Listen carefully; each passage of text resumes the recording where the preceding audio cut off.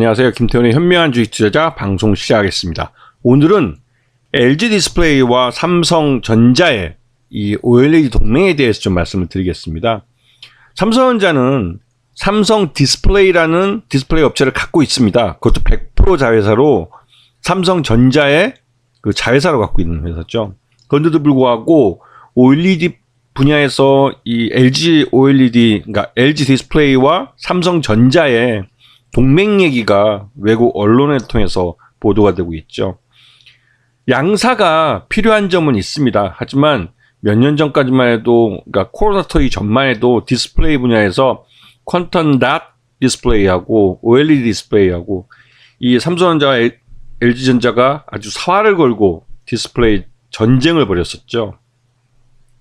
그때 기억이 나는 게 2018년인가요?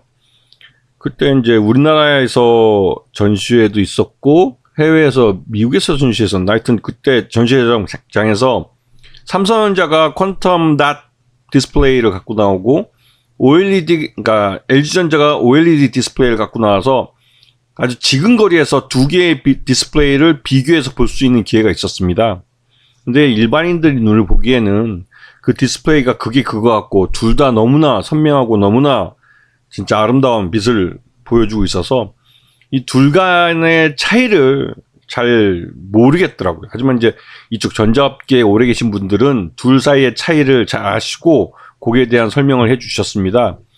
근데 뭐 몇 년 지나니까 저도 잊어버리긴 했지만 지금 당장 시장에서 경쟁성 있게 만들 수 있는 것은 OLED, 일반 그 LG전자가 만들고 있는 이 OLED 쪽이 훨씬 더 경제적으로, 즉 그 LCD보다 좀 비싸지만 그래도 경쟁력 있는 가격에 내놓을 수 있는 그런 상품이라고 하더라고요. 근데 작년인가요? 재작년에 그 삼성 디스플레이 같은 경우는 아예 LCD 사업을 접었습니다. 하지만 LG 디스플레이는 여전히 이 LCD 사업을 갖고 있죠. 저가 제품은 중국 시장 같은 그 중저가 시장에서는 LCD가 여전히 표준, 그러니까 기본적인 디스플레이로 남아있기 때문에 이거를 아예 그냥 생산하지 않으면 중국산 제품하고 경쟁이 안 됩니다. 물론 지난번 그 중국의 그 공급망 문제가 있을 때 LCD 가격이 많이 올라가지고 이 일시적이지만 OLED의 이 수요가 많이 늘어나긴 했습니다. 그리고 지금 삼성전자도 그렇고 LG전자도 그렇고 이 OLED TV 쪽에 그 주력을 하려고 하는데요. 확실히 LCD보다는 더 선명하고 더 빛이 더 뭐랄까요, 좀 뚜렷하게 보여주는. 그러니까 LCD랑 OLED랑 같이 덮여놓고 보면 확실하게 차이 납니다. 옛날에 그 브라운관 TV에서 평면 TV로 바뀌었을 때처럼 이 OLED TV가 이 일반 LCD TV보다는 훨씬 더 선명하고 뚜렷하다는 그 느낌은 옵니다. 일반인이 봐도. 그래서 OLED가 더 비싸죠. 그리고 이 OLED는 더 대화면을 할 수 있고 또 대화면을 할수록 또 더 그 가격이 다운된다고 할까요? 물론 패널 가격이 크면 비싸긴 하더라도 상대적으로 그렇다는 겁니다. 생산성이. 일단은 그 삼성전자도 OLED TV를 10년 만에 다시 내놓기로 했습니다. 퀀텀 닷 그 TV 디스플레이를 채용한 TV들은 워낙 고가이고 그래서 LCD 디스플레이를 포기한 삼성 디스플레이 쪽의 대체 상품으로 LG 디스플레이의 OLED를 삼성전자가 납품받아서 그 패널로 TV를 만들겠다는 거죠. 그렇게 해서 이제 삼성전자와 LG 디스플레이의 이 동맹이, OLED 동맹이 가능성이 있다고 지금 얘기 나오고 있는 겁니다. 이거는 삼성전자는 이 중대형 그 디스플레이 패널을 OLED를 좀 가격이 경쟁력이 있기 때문에 공급받을 필요가 있고 LG 디스플레이는 기존에 LG전자만 갖고 볼 때는 이 중대형 패널에 대해서 수요가 부족하고 생산량은 많고 그 재고가 많이 쌓이면서 대규모 적자를 나타내고 있기 때문에 수요를 찾아야 될 필요가 있었습니다. 이 삼성전자와 둘 사이에 이게 맞아떨어진 거죠.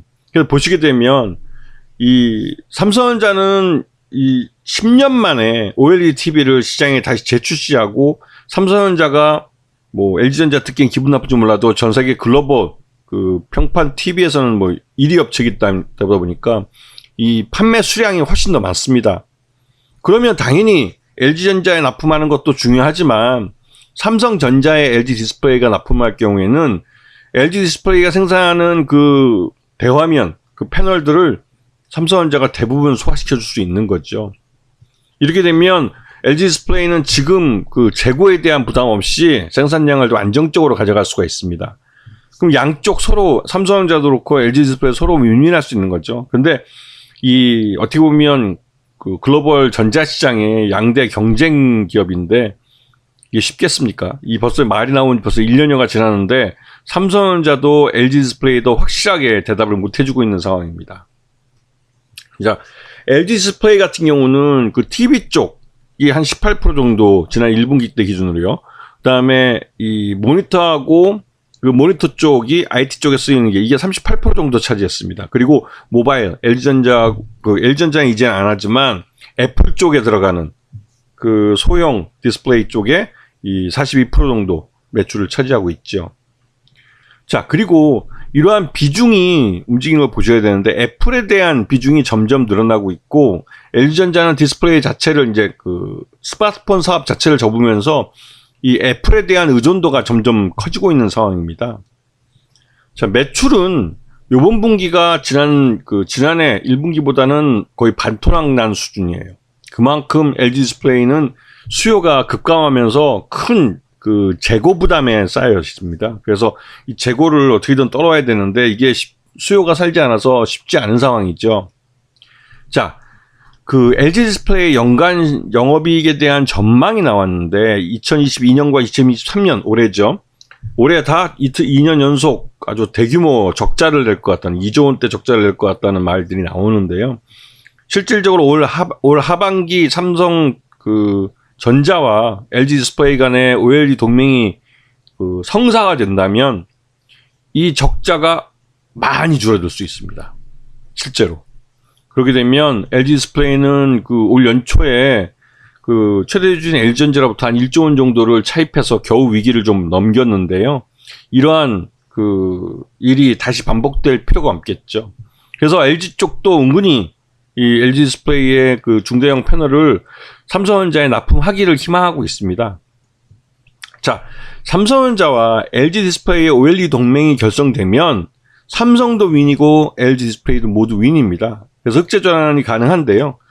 최종 양사의 경영진들 간에 막판에 어떤 뭐 협의가 있는지 모르지만 이런 것들이 마무리되면 상반기 중에 이 OLED 납품에 대한 OLED 동맹에 대한 얘기가 나올 겁니다.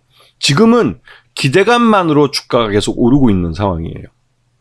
왜냐면 그 LG 디스플레이로서는 삼성전자라는 고객을 맞이하겠다는 그 자체만으로도 글로벌 시장에 이 패널을 제대로 공급할 수 있게 되고 안정적인 수요처를 잡게 되는 것이기 때문에 LG 디스플레이는 확실하게 이제 글로벌리 애플이라는 스마트폰 쪽의 강자와 이 TV라는 쪽에 이제 삼성전자라는 강자를 모두 고객으로 모시는 그런 그 위치를 갖게 되는 거죠. LG 디스플레이로서는 놓쳐서는 안 될 그런 좋은 기회인 것입니다. 그게 되면 LG 디스플레이는 확실하게 흑자로 돌아설 가능성이 크고 그에 대한 그 기대감이 주가에 반영되고 있는 흐름을 보여주고 있는 겁니다.